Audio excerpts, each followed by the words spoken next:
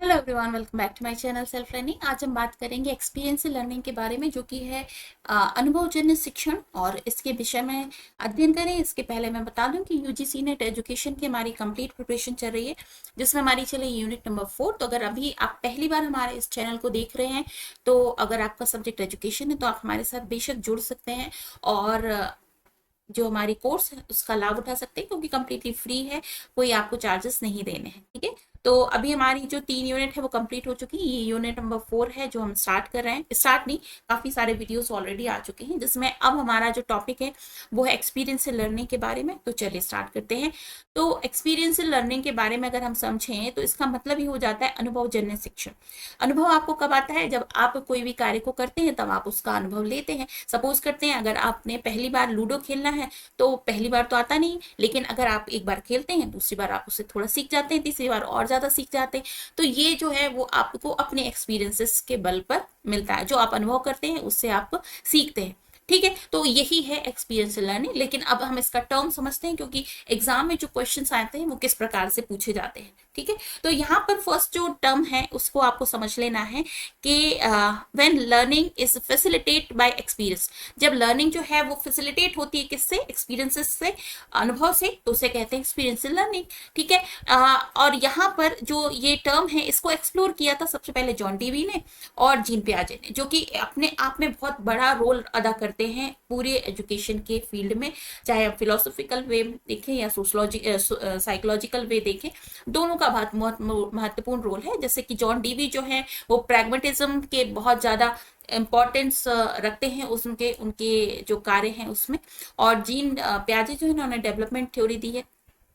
तो ये एक बहुत महत्वपूर्ण रोल अदा करते हैं। तो आपसे जब क्वेश्चन पूछा जाए ये कि किसने इसके टर्म को एक्सप्लोर किया है, ठीक है, खोजा है, तो आपको आंसर करना है जॉन डीवी और जीन पियाजे। ठीक है, बट यहां से अगर आता है कि it was made popular bye education theorist David A Kolb. लेकिन जब बात कही जाएगी किसने इस थ्योरी को डेवलप किया, तो आप नाम लेंगे डेविड ए कोल्ब का, और दूसरा रॉन फ्राई। दोनों एक साथ जुड़कर इन्होंने इस एक्सपीरियंस लर्निंग यानी अनुभवजन्य शिक्षण को डेवलप किया हुआ। ठीक है, 2 क्वेश्चन आपके आते हैं, यहां से बन जाते हैं।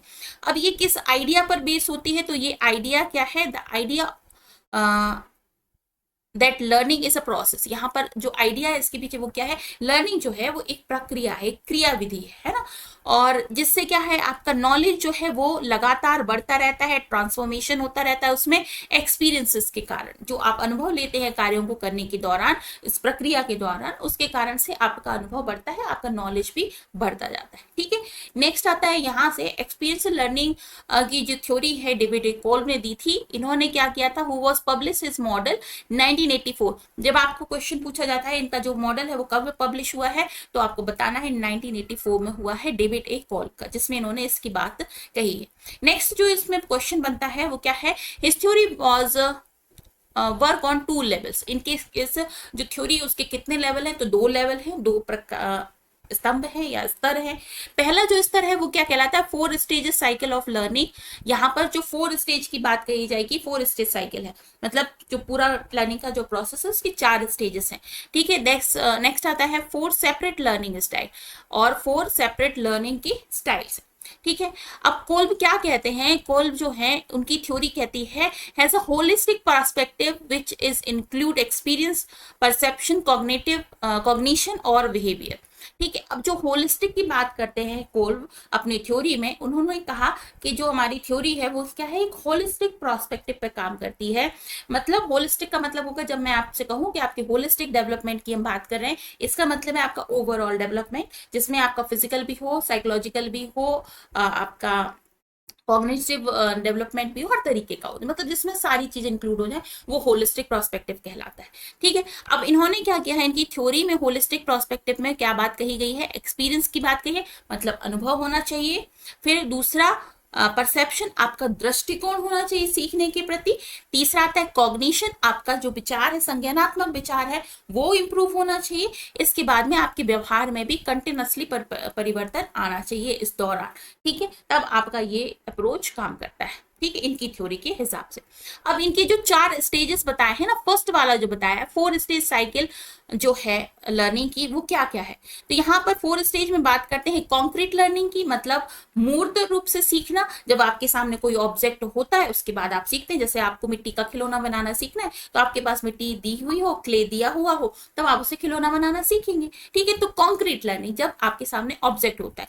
दूसरा होता है रिफ्लेक्टिव ऑब्जर्वेशन। रिफ्लेक्टिव ऑब्जर्वेशन का मतलब होता है आपने कुछ सीख लिया, सपोज आपने किसी को क्ले से खिलौना बनाना देखा, उसको देखने के बाद आपको लगा कि यार मैं तो मेरे से बन जाएगा, तब आपने उस चीज को, जो कुछ भी आपने सीखा ना, उसको रिफ्लेक्ट करने की कोशिश करी, यहाँ से लिया और यहाँ से उसके द्वारा जो चीज आपने सीखी है उसको करने की कोशिश करी, तो रिफ्लेक्ट ऑब्जर्वेशन हो जाता है। इसके बाद में आ जाता है एब्स्ट्रैक्ट कॉन्सेप्चुलाइजेशन।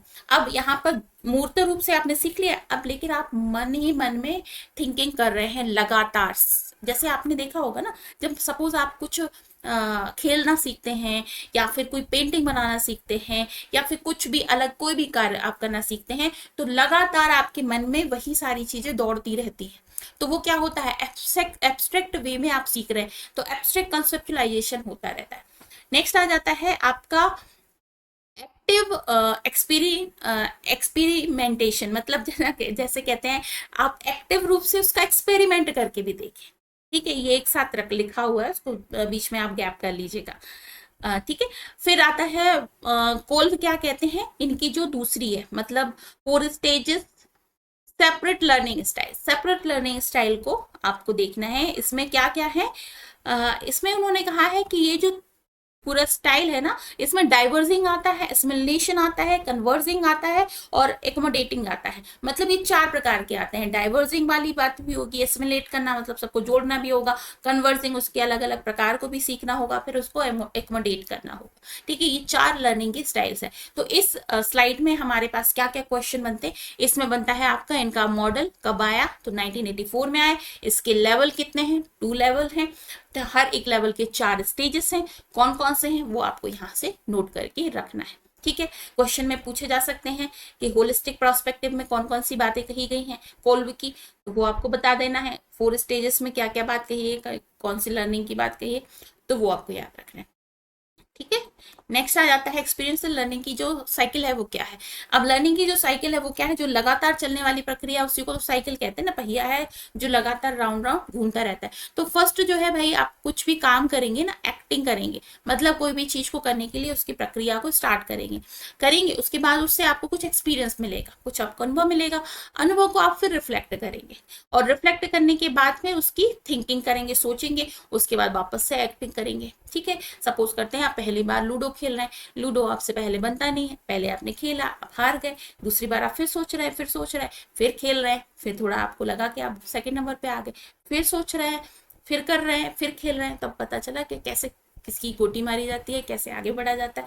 तो अब आप क्या हो गए, लर्निंग स्टाइल से, साइकिल से आप क्या हुआ, सीखने में सक्षम हो गए, और उसके बाद आप माहिर हो गए अपने खेल में। ठीक है, तो ये है साइकिल, जिसमें आ जाता है, फर्स्ट आ जाता है कॉन्क्रीट एक्सपीरियंस, फिर आता है रिफ्लेक्टिव ऑब्जर्वेशन, फिर आता है एब्स्ट्रैक्ट कॉन्सेप्चुलाइजेशन, और फिर आता है एक्टिव एक्सपेरिमेंटेशन। क्लियर। अब आ जाती है इंपॉर्टेंस ऑफ एक्सपीरियंशियल लर्निंग। क्या इंपॉर्टेंस है, किस तरीके से हम इसकी इंपॉर्टेंस को समझ सकते हैं। तो सबसे पहले महत्वपूर्ण जो चीज है वो क्या है, मेक लर्निंग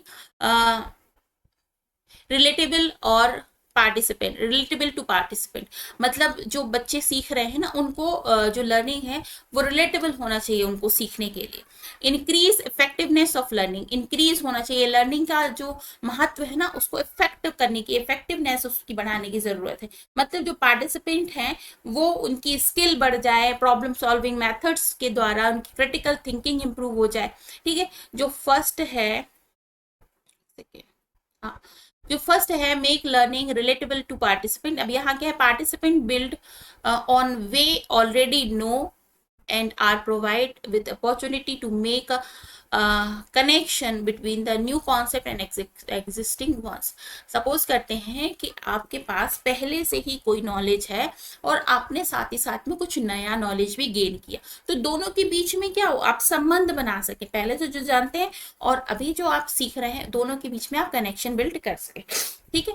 नेक्स्ट आता है इंक्रीज इफेक्टिवनेस ऑफ लर्निंग। आपकी जो लर्निंग है उसकी इफेक्टिवनेस को मतलब वो बढ़ा सके, किसके द्वारा? आप क्रिटिकल थिंकिंग को इम्प्रूव कर सकें, प्रॉब्लम सॉल्विंग स्किल्स को इम्प्रूव कर सकें, डिसीजन मेकिंग की अपनी कैपेबिलिटी है जो उसको इम्प्रूव कर सके। फिर क्या है, लिंक थ्योरी टू प्रैक्टिस। आपकी जो थ्योरी है उसको प्रैक्टिस में लिंक करें। जैसे आपने गाड़ी चलाना सीखना है, मतलब कार ड्राइविंग सीखनी है सपोज, और आपने क्या किया, उसकी थ्योरीज पढ़ ली, तो क्या आप कार ड्राइव कर पाएंगे? नहीं कर पाएंगे। लेकिन अगर आपने कार ड्राइविंग करने की थ्योरी को पढ़ा, उसके बाद में आपको कार दी जाती है चलाने के लिए, फिर आप बहुत अच्छे से सीख पाएंगे। क्यों? क्योंकि वो चीज प्रैक्टिकल वे में आप कर रहे हैं। आप देख रहे हैं कि गियर कैसे चेंज करते हैं, ब्रेक कैसे प्रेस करते हैं, और आपके जो एक्सीलरेटर्स होते हैं, क्लच होता है, वो किस तरीके से बदला जाता है, ये सारी चीजें है ना, उसको करते हैं। तो यहाँ पर link theory to practice. Next आता है असिस्ट इन मेमोरी रिटेंशन। ठीक है, मेमोरी रिटेंशन को मतलब आप कैसे चीजों को आप ज्यादा से ज्यादा याद रख सकते हैं। ठीक है, अब यहाँ पर क्या है, by building strong relationship between the feeling and thinking process. आपने अगर खेल रहे हैं, फुटबॉल खेल रहे हैं, और आप 2-4 बार गोल मारने के कारण आप गिर गए, तो गिरने से आपको क्या लगी, चोट लगी, और चोट के पीछे या तो आपकी गलती हो सकती है, या तो आपका कोई ऐसा स्टेप हो सकता है जो आपको नहीं करना चाहिए। तो उससे आपको क्या मिलती है ना, एक प्रोसेस समझ में आती है कि ये चीज नहीं करना चाहिए, क्योंकि आपकी उससे फीलिंग भी जुड़ जाती है। ठीक है, तो मेमोरी रिटेंशन, मेमोरी इसी तरीके से आपकी रिटेन होती है। ठीक है, तो नेक्स्ट क्या आ जाता है, lead to develop of skill for life long learning. आपको ऐसी स्किल सीखनी है कि जो कुछ भी आप सीख रहे हैं वो आप लाइफ टाइम अपने पास रखें, और लाइफ टाइम आप लर्निंग की स्टाइल को, लर्निंग की आपकी कैपेसिटी जो है उसको बनाए रख सकें। ठीक है, by assisting in the equation of essential skill and encouraging participants to reflect। फिर क्या है, conceptualise and plan for next step. आप पहले सीखें, स्किल को डेवलप करें, इनकरेज करें, उसके बाद कॉन्सेप्चुलाइज करें, उसके बाद नेक्स्ट स्टेप लें। ठीक है, अब यहाँ पर जो लर्निंग की मेथड्स हैं उसको भी हम देख लेते हैं। तो क्या है, आउटबाउंड लर्निंग है, मैनेजमेंट गेम्स है, टीम बिल्डिंग एक्टिविटीज हैं, फिर एडवेंचर बेस्ड लर्निंग है, आउटडोर लर्निंग एक्टिविटीज हैं, ड्रामा है, ठीक है, थिएटर है, आर्ट है, स्टिमुलेशन बेस्ड लर्निंग है, फिल्म मेकिंग है, स्टोरी टेलिंग, फिर क्रिएटिविटी गेम्स, मिस्ट्री गेम्स और सर्विस लर्निंग। तो ये सारी मेथड्स हैं जो कि एक्सपीरियंस के दौरान हमको मिलती है, एक्सपीरियंसेस लर्निंग के अंतर्गत आती है। ठीक है, तो क्या आ जाता है, पहले डू मतलब पहले कीजिए, फिर रिफ्लेक्ट कीजिए, और उसके बाद उसको जनरलाइज कीजिए। ठीक है, तो उसके बाद में आप सीखते हैं। तो ये सारी मेथड्स हैं हमारी एक्सपीरियंसेस लर्निंग की। ठीक है, थोड़ा और डिटेल में समझ लेते हैं जो मेन मेथड्स हैं। फील्ड ट्रिप्स, यहाँ पर क्या आ जाता है, it's a brief observational activity that occur outside the classroom door. This affair offer a real opportunity of experience.